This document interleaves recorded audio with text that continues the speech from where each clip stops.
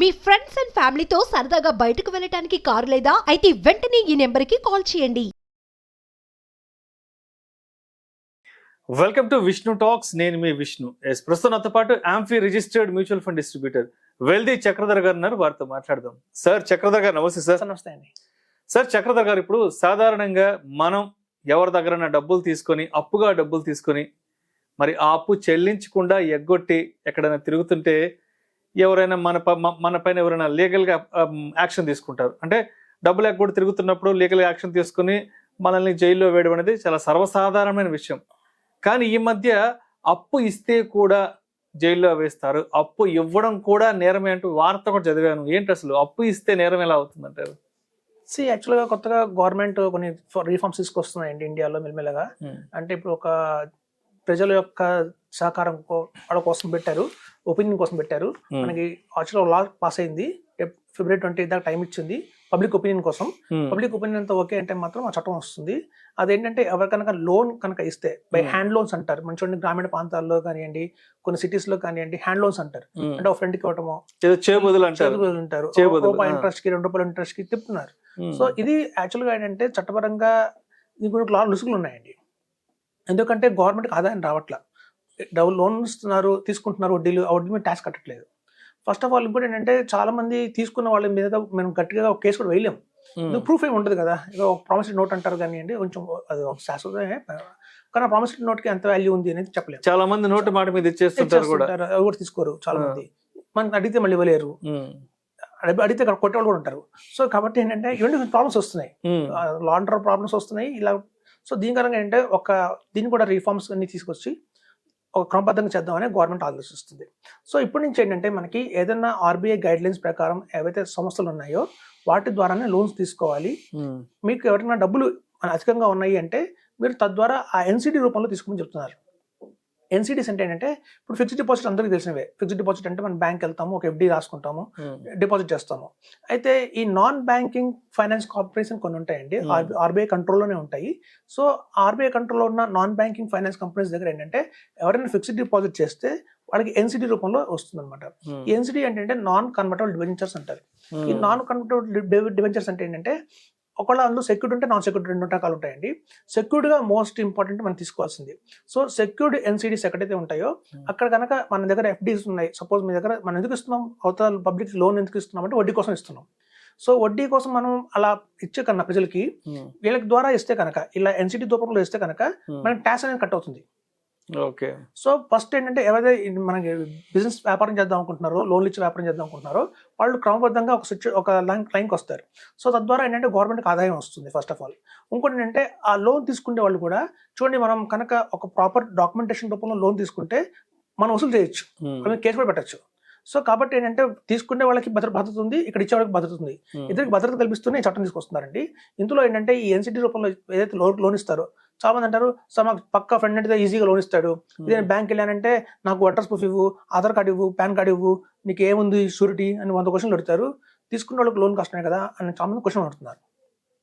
ఇప్పుడు చూడండి, అలా ఈ ఎన్సిడి రూపంలో కనుక ఎవరైతే లోన్స్ తీసుకుంటున్నారో ఆ కంపెనీస్ దగ్గర నుంచి లోన్స్ అప్లై చేస్తారో వాళ్ళకి మినిమం డాక్యుమెంటేషన్తో ఇస్తారండి. వాళ్ళకి ఏమి సిబిల్ స్కోర్ కూడా చూడరు. వాళ్ళు వృత్తిపరంగా కనుక లోన్ తీసుకుంటే, ఇప్పుడు చూడండి లోన్ 2 రకాలుగా తీసుకుంటారు. సంక్రాంతి వస్తుంది, అరే బాబాయ్ సంక్రాంతి వస్తుంది, బట్టలు కొనుక్కోవాలి, కొంచెం ఏదో పార్టీ చేసుకోవాలి, డబ్బులు అంటే ఆ డబ్బులకి మనకి తిరిగి రావు.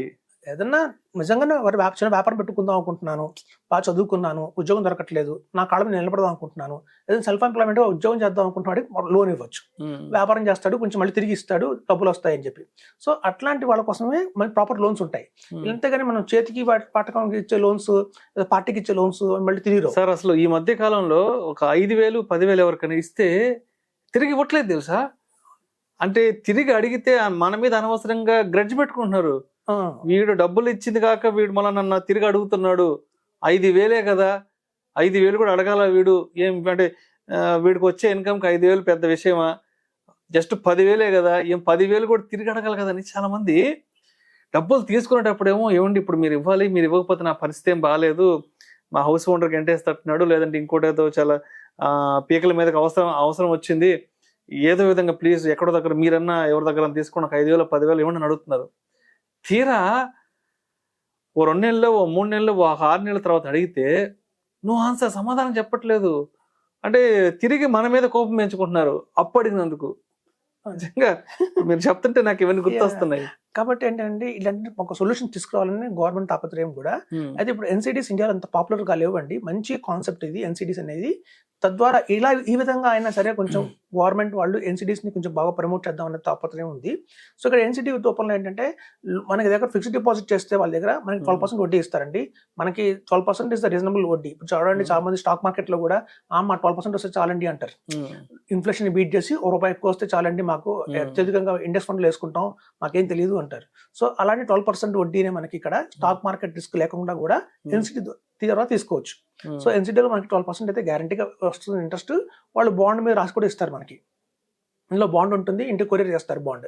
సో ఈ ఎన్సిడీస్ రూపంలో మనం ఎవరైతే డిపాజిట్ చేద్దాం అనుకుంటున్నారో వాళ్ళకి ఇది మంచి లాభం.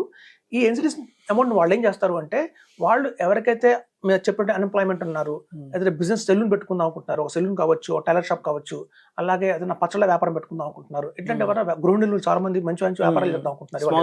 స్మాల్ స్కేల్ ఒక్క మనిషికి 2 లక్షలు మించకుండా లోన్ ఇవ్వాలి. వాళ్ళ కండిషన్స్ ఉన్నాయండి. మన దగ్గర తీసుకున్న డబ్బుల్ని వాళ్ళు ఒక మనిషికి 2 లక్షలు మించకుండా లోన్ ఇస్తారు. ఆ లోన్ కూడా 2% వడ్డీ తీసుకుంటారు. ఆ 2% వడ్డీలో మనకి 1% ఇస్తారు.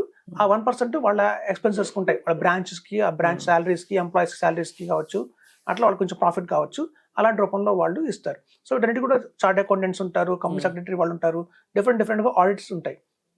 సో ఇలా ఎన్సిడి రూపంలో ఏదైతే కంపెనీ రైజ్ చేస్తుందో నాన్ బ్యాంకింగ్ ఫైనాన్స్ కంపెనీ, వాళ్ళు కొలటరల్ గా కొంత అమౌంట్ అయితే పెట్టాలి ఆర్బీఐ దగ్గర. ఆర్బీఐ దగ్గర 2 కోట్లు పెడితే 2 కోట్ల వరకు వీళ్ళకి అనుమతిస్తారు తీసుకోవడానికి. అంటే 1.5% అంటే ₹1 దాకా వీళ్ళకి పర్మిషన్ ఇస్తారు. సో అట్లా ప్రతి ఒక్క ఎన్సిడీస్ కి ఒక అండర్ లైన్ అసెట్ అనేది షూరిటీ ఉంది ఆర్బీఐ దగ్గర. కాబట్టి రేపు పొద్దున వీళ్ళు ఏదైనా ప్రాబ్లం వచ్చినా కూడా అందరికీ మనకి డబ్బులు ఇవ్వడానికి ఆర్బీఐ దగ్గర డబ్బులు ఉంటాయి. సో ఇవన్నీ కూడా ఆథరైజ్డ్ అండి. ఆథరైజ్ ఎప్పుడైతే చేస్తారో అప్పుడు ఏంటంటే గవర్నమెంట్కి డబ్బులు బాగా వస్తాయి. వీళ్ళు టీడీఎస్ కూడా చేస్తారు, ఎందుకంటే ఇది 12% ఇచ్చే వడ్డీలో టీడీఎస్ చేస్తారు. అదే మనం మామూలుగా హ్యాండ్ ఇచ్చాము లోన్ ఇచ్చేవాళ్ళు నేను టీడీఎస్ కట్ చేయరు, మొత్తం 12% మనకే ఇస్తారు. సో గవర్నమెంట్కి ఆదాయం పోతుంది. సో ఇక్కడ దీని ద్వారా ఏంటంటే గవర్నమెంట్కి ఆదాయం రావాలి కాబట్టి కంపల్సరీగా ఈ ఎన్సిడీస్ లో ప్రతి ఒక్క ఫిక్స్డ్ డిపాజిట్ మీద ఇచ్చే 12% వడ్డీకి టీడీఎస్ కూడా చేస్తారు. మనం చివరిలో ఇన్కమ్ ట్యాక్స్ రిటర్న్స్ ఫైల్ చేసినప్పుడు మనం కనుక అంత ఆదాయం లేకపోతే రిఫండ్ తీసుకోవచ్చు. సో ఇది ఒక మంచి పద్ధతి అండి. ఇది ఇద్దరికి సేఫ్టీ, ఇచ్చే వాళ్ళకి సేఫ్టీయే, తీసుకునే వాళ్ళకి సేఫ్టీయే.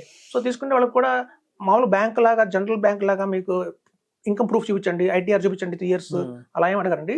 నార్మల్ గా చిన్న డాక్యుమెంటేషన్ పార్టీ ఉంటుంది, ఎందుకంటే 2 లక్షల నుంచి లోన్ ఇవ్వట్లేదు కాబట్టి వాళ్ళు కూడా ఈజీగానే ఉంటుంది లోన్ తీసుకోవడానికి. సో ఇలా బ్యాంక్ కాకుండా మంచి ఆథరైజ్ ద్వారా వెళ్దామని ఒపీనియన్ అండి. ఇది మంచి పరిణామం చెప్పొచ్చు. దీనివల్ల చాలా మనీ, పబ్లిక్ కి మనీ అంతా ఒక మంచి లైన్ లోకి వస్తుంది. సో తద్వారా ఎకానమీ చాలా డెవలప్ అవుతుంది. సో మొత్తానికి అప్పులు ఇవ్వడము, అప్పులు తీసుకోవడం, అప్పులు ఎగ్గొట్టడం అనేది ఎంత కొంత అనార్గనైజ్డ్ గా ఉంది కాబట్టి దీన్ని కొంత స్ట్రీమ్ లైన్ చేయాలనే ఉద్దేశంతో సో గవర్నమెంట్ ఈ ప్రపోజల్ తీసుకురావడం జరిగింది. పబ్లిక్ ఒపీనియన్ కోసం February 28 నుంచి మనకి అమల్లోకి రావచ్చు అని చెప్తున్నాను. Thank you sir, thank you so much Chakradhar గారు. థ్యాంక్స్ అండి.